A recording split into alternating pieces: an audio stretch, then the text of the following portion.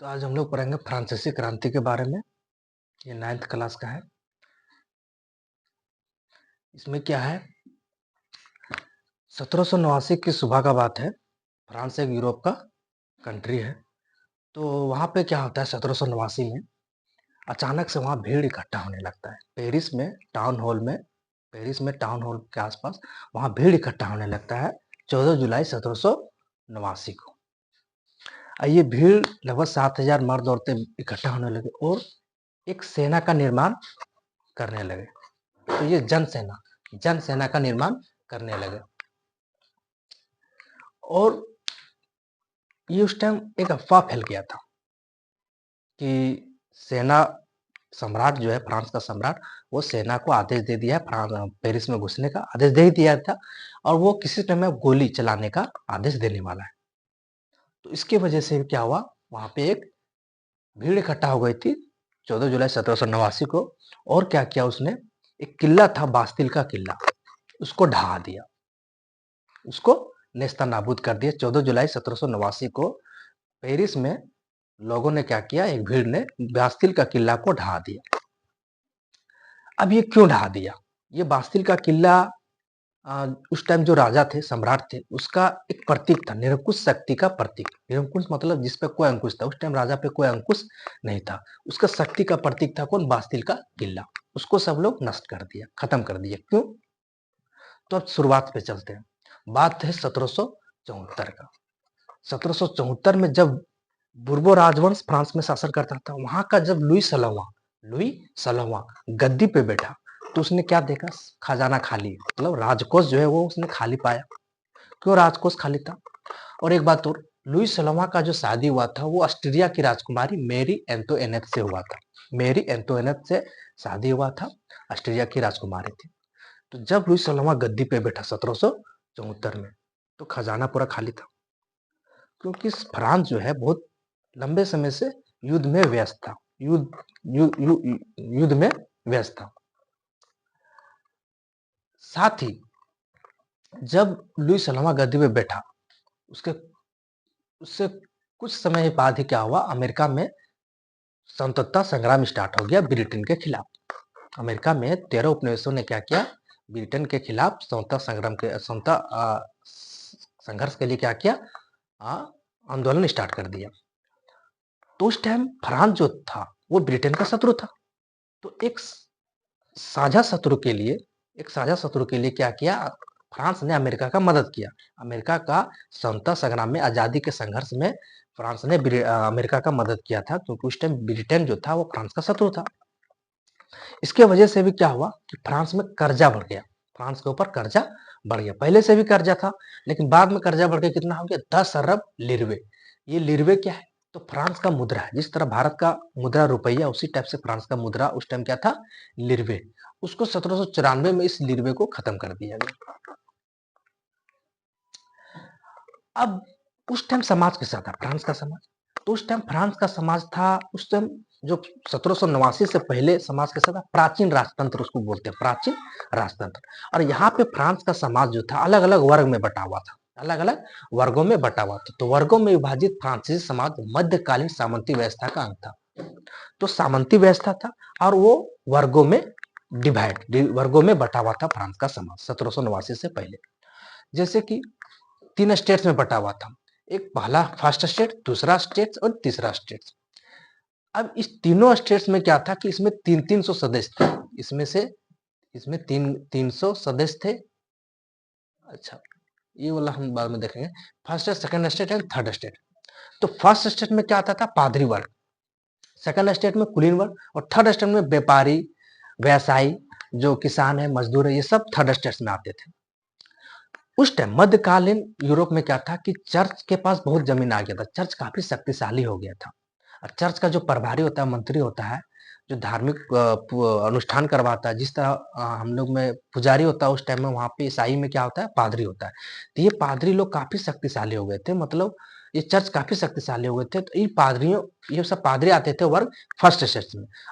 और इसको जन सही बहुत सारे विशेषाधिकार प्राप्त था, जैसे कि ये टैक्स नहीं देते थे, राज्य को टैक्स या कर से उसको छूट प्राप्त था। उसी टाइप से था एक कुलीन वर्ग, बहुत ये कुलीन वर्ग बड़े-बड़े जमीनों के मालिक होते थे और जिस पे क्या करते थे किसान खेती करते थे। तो इन दोनों को क्या था, जन्म से कुछ विशेषाधिकार मिलता था, जैसे कर से छूट मिलता था। साथ ही साथ ये दोनों अपना से क्या करते थे, टैक्स वसूल करते थे जनता से, किसान से। जो थर्ड स्टेट्स है, ये थर्ड स्टेट जिसमें व्यापारी, किसान, शिल्पकार, मजदूर सब आते थे। एक्चुअली में यही क्या करते थे, करदाता थे, मतलब टैक्स पे करते थे सरकार, मतलब राज्य को। और इसी के टैक्स से, मतलब खर्चे से क्या होता था, राज्य का जितना भी वित्तीय कामकाज है, राज्य का खर्चा वर्चा सब इसी के पैसे से होता था, टैक्स से होता था। थर्ड स्टेट्स का टैक्स से होता था। ये जो थर्ड स्टेट्स है, एक्चुअली में ये क्या थे, टैक्स पेयर या करदाता थे। और ये प्रथम दो स्टेट्स अर्थात पादरी वर्ग और कुलीन वर्ग क्या करते थे, सेवा भी करते थे। अब ये जो उस टाइम टैक्स तीन तीन तीन टाइप का था, चार टाइप का था। एक टाइप जो कि धार्मिक कर था, टाइप चर्च वसूलता था धार्मिक कर। एक होता था टाइल जो प्रत्यक्ष कर, मतलब डायरेक्ट राज्य जो लेता था, जैसे कि इनकम पे कोई कितना पैसा कमा रहा है उस पर जो डायरेक्ट टैक्स लग रहा है, तो क्या हो गया, टाइल हो गया। और एक होता अप्रत्यक्ष रूप से, इनडायरेक्ट तरीका से, जैसे कोई मोमबत्ती खरीद रहा है तो उसको भी टैक्स पे कर रहा है, वो इनडायरेक्ट टैक्स। या तो जो इनडायरेक्ट टैक्स पेमेंट कर रहा है वो भी सरकार को ही जा रहा है, वो राज्य को ही जा रहा है, लेकिन अप्रत्यक्ष रूप से। ये सब कर था। एक सामंती कर था जो कौन, कुलीन वर्ग ये वसूलता था, सामंती कर वसूलता था किसानों से। और कुलीन वर्ग जो थे वो बड़े बड़े जमीनों के मालिक होते थे, और किसान वहां पे उसके जमीनों पे खेती करते थे, सेवा करते थे, कुछ निर्माण काम करना वो करते थे, सैनिक सहायता देते थे। तो ये जो प्रथम दो स्टेट्स है, पादरी वर्ग और कुलीन वर्ग, इनको विशेषाधिकार प्राप्त था, टैक्स से छूट प्राप्त था। ये दोनों अपने अपने तरीके से क्या करते थे, एक सामंती कर और धार्मिक कर वसूलते थे। उस टाइम जो समाज था, उस टाइम फ्रांस का समाज में था, 90% सिर्फ किसान थे। 90% तो किसान थे, लेकिन उनको जमीन का मालिकाना हक जो था वो बहुत कम था। 60% पे जमीन पे किसका अधिकार था, तो अमीरों का अधिकार था। जैसे कि पादरी हो गया, कुलीन वर्ग हो गया, या थर्ड स्टेट में जो अमीर लोग थे उनका अधिकार था। तो ये सब हुआ। तो राज्य का जितना भी वित्तीय कामकाज है, राज्य का जितना भी वित्तीय काम, खर्चा वर्चा सब किसके पैसे से होता था, किसके, तो टैक्स, किसके टैक्स से, तो थर्ड स्टेट का जो कर है, टैक्स है, उसी के पैसे से क्या होता था, वित्तीय कामकाज होता था, मतलब खर्चा वर्चा, राज्य का सारा खर्चा वर्चा। हम लोग ये जान ली। इसके बाद फिर क्या हुआ कि अचानक से 1715 से 1789, 1715 से 1789 के बीच में जनसंख्या वृद्धि हुआ। 2.3 करोड़ था फ्रांस का जनसंख्या, 1789 में 2.8 करोड़ हो गया। इसके बाद फिर क्या हुआ, महंगाई बढ़ा, क्योंकि ओला या फिर सूखा ये सब आते रहता था, तो इसकी वजह से फसल नष्ट हुआ, महंगाई बढ़ा। महंगाई तो बढ़ जाता था, लेकिन महंगाई बढ़ेगा तो उस टाइम फ्रांस में क्या होता था, जो प्रमुख खाद्य पदार्थ था वो पावरोटी था, मांस था। तो पावरोटी का दाम बढ़ गया। अब पावरोटी का दाम बढ़ा क्योंकि महंगाई बढ़ रहा था, फसल नष्ट हुआ, महंगाई बढ़ा, पावरोटी का दाम बढ़ गया, खाद्य पदार्थ का दाम बढ़ गया। लेकिन जो मजदूर का वेतन था, जो कारखानों में काम करते थे, वो मजदूरों का वेतन नहीं बढ़ रहा था। तो जिसकी वजह से क्या हुआ, जीविका संकट पैदा होता था। जीविका संकट मतलब कि जब जीने के लिए जो न्यूनतम साधन है, न्यूनतम जो चीजें हैं, वो सब भी जब मिलना बहुत मुश्किल होने लगे, तो उसको बोलते हैं जीविका संकट। तो ये सब जीविका संकट जो है बार बार आता था, ऐसा नहीं कि पहली बार आया था, बार बार आता था। और विद्रोह भी करते थे, लेकिन विद्रोह जो करते थे वो मजदूर होते थे, कारखानों में काम करने वाले मजदूर, और किसान होते थे। तो उसके पास उतना साधन नहीं था, उतना उसके पास संसाधन नहीं था, साधन नहीं था, पढ़े लिखे नहीं थे, एक कार्यक्रम नहीं था कि इतना एक व्यवस्थित तरीके से हम विद्रोह कर दें और पूरा समाज और राजनीति में बदलाव ला दें, ऐसा उन लोगों के पास एक एक मतलब आधार नहीं था। लेकिन बाद में फिर क्या हुआ, एक मध्य वर्ग आया, जो व्यवसाय, व्यापारी और कुछ पढ़े लिखे लोग, जब एक नया वर्ग आ गया, मध्य वर्ग, तो इन लोगों के ने क्या हुआ कि ऐसे समाज की कल्पना की जो जिसमें क्या हो, समान नियम हो, समान अधिकार हो, स्वतंत्रता मतलब आजादी हो, जो राजा के जगह ऐसा शासक हो जो जिसको जनता के द्वारा चुना गया हो। इस टाइप से समाज का उन लोगों ने कल्पना किया, क्योंकि वो पढ़े लिखे थे, एक नया वर्ग आ गया था, पूरा दुनिया में थोड़ा घूमे हुए थे।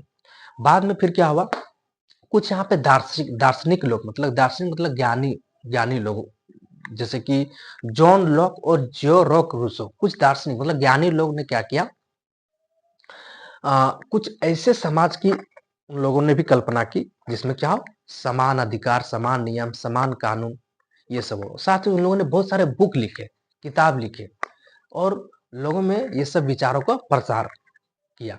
जैसे कि लोक का एक पुस्तक है two treatises of government. Two treatises of government में लोक ने एक ऐसा पुस्तक लिखा जिसमें ये बोला कि राजा को जो शक्ति मिलता है ना, कि जन्म से ही उसको बहुत सारा शक्ति मिला है, इस सब का उन लोगों ने वहां पे क्या किया, खंडन किया कि ऐसा नहीं है कि राजा को जन्म से ही शक्ति मिलता है, ऐसा सब खंडन किया उसका।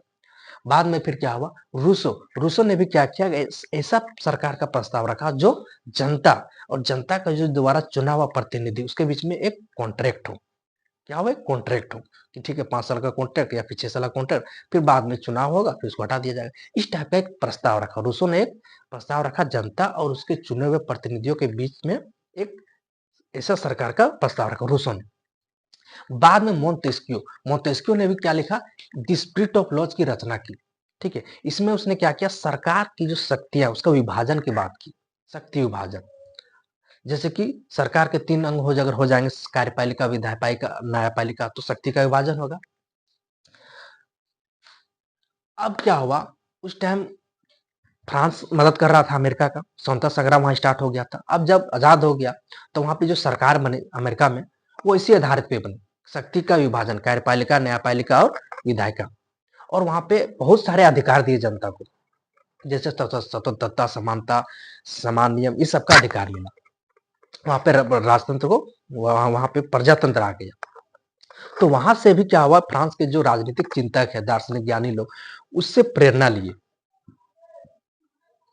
और जब यहाँ पे एक मध्यवर्ग आ गया था, तो जब भी किताब, अखबार या फिर कुछ छपता था, तो जब इस सब का चर्चा होता था, बहुत सारे जहाँ पे अड्डे होते थे, सैलून में, कॉफी हाउस में, इस सब में क्या होता था, इस सब का चर्चा होता था, है ना। इसके बाद फिर क्या होता था कि मान लो अखबार में जब भी इस तरफ से कुछ विचार छपते थे, उसको भी चिल्ला चिल्ला के लोग पढ़ते थे कि सब लोग को जहन में घुसना चाहिए, उसके दिमाग में जाना चाहिए कि हाँ देखो, अमेरिका में स्वतंत्रता संग्राम हुआ, सबको वहाँ आजादी मिला। मतलब इस टाइप का समाज हो सकता है जहाँ पे हर किसी को समान अधिकार, समान नियम हो, आजादी हो, इस टाइप से।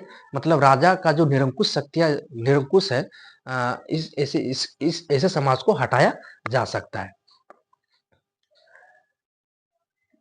अब बात आती है कि ये घटना हो गया था, लुई सलवा गद्दी पे बैठा, खजाना खाली पाया युद्ध के कारण, और भी जो जहाँ पे वो रहते थे, वर्साया का महल में, लुई सलवा कहाँ रहते थे, वर्साया का महल में, मतलब राजा का उसका निवास स्थान था। और राज दरबार उसका उसका बहुत सारा, उसको मतलब सजावट में, शानो शौकत में बहुत सारा फिजूल खर्ची होता था। इससे भी क्या हुआ, कर्जा का बोझ बढ़ा। तो कर्जा का बोझ बढ़ गया था। अब इसको चलाने के लिए क्या चाहिए था, पैसा चाहिए था। पैसा कहाँ से आ रहा था, तो थर्ड स्टेट का टैक्स से। इसीलिए क्या किया, फिर एक नया टैक्स का जरूरत पड़ने लगा, एक नया टैक्स का जरूरत पड़ने लगा। अब चूंकि उस टाइम सम्राट या राजा जो थे वो नया टैक्स खुद से नहीं लगा सकते थे, नया कर खुद से नहीं लगा सकते थे। इसके लिए उसे क्या करना था, स्टेट असेंबली को रजामंदी लेनी पड़ती थी, है ना। लेकिन उसको कब बुलाना है, वो डेट राजा तय करता था। तो राजा ने क्या किया, बुलाने का फैसला किया। ठीक है। अब इसके बाद फिर क्या हुआ, बैठक हुआ। कब बैठक हुआ, 5 मई को। जब 5 मई को बैठक हुआ, तो 3 स्टेट थे, समाज 3 स्टेट, तीनों स्टेट ने क्या किया, अपने अपने प्रतिनिधि भेजे, प्रथम, द्वितीय और तृतीय। याद रखना कि जब बैठक हुआ 5 मई को, तो 300, 300 और 600, प्रथम स्टेट ने 300, सेकंड स्टेट ने 300 और थर्ड स्टेट ने 300 अपने प्रतिनिधि भेजे स्टेट असेंबली में, क्योंकि नया टैक्स मतलब कब अनुमोदन होने वाला था। अब जो था कि तीसरे स्टेट्स का इस बार जो प्रतिनिधि कर रहे थे, वो कौन कर, तीसरे स्टेट्स का प्रतिनिधि जो आए थे 600 लोग, वो सब पढ़े लिखे थे, समझदार थे। और लेकिन हाँ, अब ये स्टेट असेंबली में जो मजदूर है या किसान लोगों को वहां एंट्री करने का अधिकार नहीं था। लेकिन 40,000 लगभग लेटर जो था, इन लोग अपने साथ लाए थे, स्टेट्स का प्रतिनिधि लोग, वो अपने शिकायत साथ लाए थे। इस बार क्या हुआ, परंपरा मतलब पुराने तरीके से चला रहा था कि हर स्टेट को एक वोट का अधिकार है। लेकिन इस बार क्या हुआ, थर्ड स्टेट के सदस्यों ने क्या क्या मांग किया कि हर सदस्य को एक वोट मिलना चाहिए, क्योंकि मिलना चाहिए। लेकिन सम्राट ने जब मना कर दिया, सम्राट मना कर दिया, तो क्या हुआ, थर्ड स्टेट के जो प्रतिनिधि थे वो सब बाहर चले गए। वो कहाँ चले गए, बाहर चले गए। और 20 जून को क्या किया, नेशनल असेंबली, वर्साई के बाहर में नेशनल असेंबली को घोषित कर दिया और शपथ लिया कि जब तक हम लोग ऐसा संविधान ना बना लेते हैं कि सम्राट की शक्तियों को कम कम किया जाए, वैसा संविधान ना बना जाए, तब तक ये जो नेशनल असेंबली है वो बर्खास्त नहीं होगा, भंग नहीं होगा। अब ये जो तीसरे स्टेट का प्रतिनिधि थे उस टाइम वो ऐसा मानते थे कि वो पूरा फ्रांस का एक तरह से क्या है, प्रवक्ता है, मतलब एक तरह से उसी का आवाज है, फ्रांस का ही आवाज है। अब जो है ये थर्ड स्टेज का नेतृत्व कौन कर रहे थे, तो मिराबियो और आबे। मिराबियो आबे क्या थे, कुलीन वर्ग के थे। मिराबियो और आबे एक पादरी वर्ग के, जिसने एक किताब लिखा था what is third state, what is third state. तो आबे ने पादरी था, book what is third state, और नेतृत्व किया था मिराबियो कुलीन वर्ग का। तो याद रखना कि इसका नेतृत्व किया था कुलीन वर्ग और पादरी वर्ग के एक एक आदमी ने। क्यों किया था, क्योंकि वो खिलाफ थे, जैसे कि मिराबियो का था विशेषाधिकार के खिलाफ थे, पादरी भी व्हाट इज थर्ड स्टेट के बारे में सहानुभूति रखते थे। तो ये सब नेतृत्व हो रहा था। अब इसी टाइम में क्या हुआ कि जो ये नेशनल असेंबली है वो संविधान का प्रारूप तैयार करने में व्यस्त था, बिजी था। अब क्या हुआ, इस टाइम ठंडा हुआ। अब बात आती है यहीं पे कि ठंडा हुआ, ठंडा के टाइम में क्या हुआ, दाम बढ़ गया, पारोटी के दाम बढ़ गए। महिलाएं क्या हुआ, लंबी लंबी कतार में पारोटी खरीदने के लिए रहती थी। घर में भी उसको अपने बच्चे को देख रहा करना है, पालन पोषण और भी काम करने हैं। अब जो दुकानदार है वो क्या कर रहा था, उसको लालच आ गया कि हमको, और इस समय क्योंकि महंगाई बढ़ रहा है, पैसे ज्यादा हम कमा सकते हैं, तो जमाखोरी का फायदा उठा रहा था। तो इसकी वजह से क्या हुआ, महिलाएं गुस्सा हो गई, उन लोगों ने दुकान पे हमला कर दिया, धावा बोल दिया। और दूसरी तरफ यहीं पे क्या हुआ कि सम्राट, क्योंकि टैक्स का जो अनुमोदन तो हो नहीं पाया, नया टैक्स लागू नहीं हो पाया, तब क्या किया सम्राट ने, पेरिस में सेना घुसने का आदेश दे दिया। पेरिस में सेना घुसने का आदेश दे दिया। अब बात आती है यहीं पे 14 जुलाई 1789 की बात आती है। तो इस स्टेप, उस समय पहले क्या हो गया था, नेशनल असेंबली बन चुका था। नेशनल असेंबली बनने के बाद क्या हुआ था, संविधान का प्रारूप तैयार हो रहा था उधर से, है ना। और महंगाई बढ़ गया था, जो महिलाएं गुस्सा थी, पूरा जनता गुस्सा था।